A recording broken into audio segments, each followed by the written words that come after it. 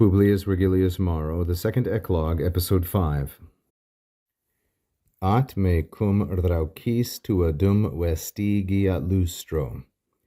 Solus ab ardenti resonant arbusta cicatis.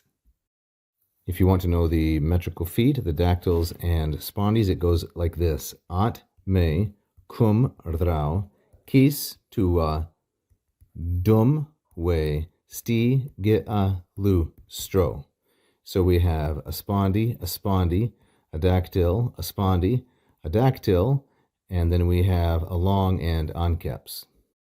The second line, so le sub ar den ti resonant ar b stacke ka dis, like so.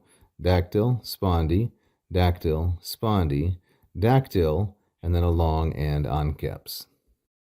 In these two lines, Coridon, the shepherd, is still speaking about his interest in Alexis, but I trace out your steps, lustro vestigia, by myself, mecum, and we have vestigia modified by tua.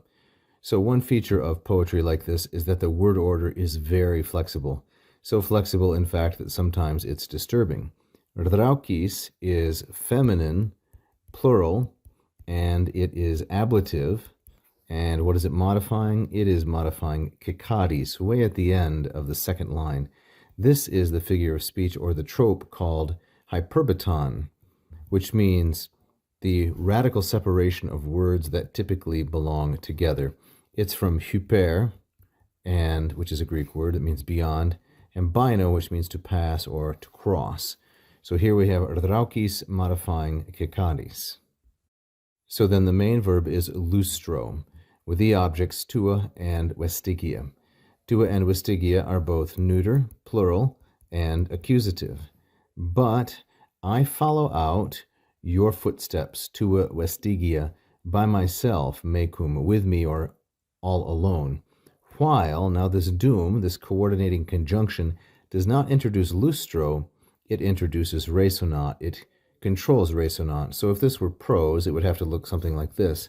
Lustro dum, and then resonant, like so. But the word order, again, is very flexible in poetry. While the arbusta, what are the arbusta?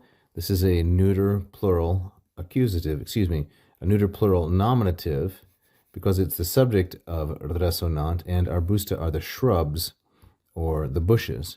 While the shrubbery, that's the arbusta, they echo resonant. What do they echo with? They echo with the raucis cicatis. And again, these are feminine, plural, and ablative. I would say this is an ablative of instrument. They echo where they make noise by means of the loud, the chittering raucis, the chittering cicadas or locusts. And they do so sole sub ardenti. This prepositional phrase, sole sub ardenti, means under the blazing or the burning sun. Sole is a masculine singular ablative. It's an ablative with the preposition sub, and ardenti is modifying it. Remember that all third declension adjectives are I stem, so ardens, ardentis, like so. The ablative singular ends in an I. So now to put it in a little more fluid English idiom, but I trace out your footsteps all by myself, while the shrubs echo back under the blazing sun with the loud raucis, the loud cicadas. Thank you for watching. I hope you enjoyed that free lesson. Please like and subscribe, hit the bell. You can also become a patron at patreon.com/LatinPerDiem. And if you really loved it, you can leave a tip right here as a super fan. Thank you so much.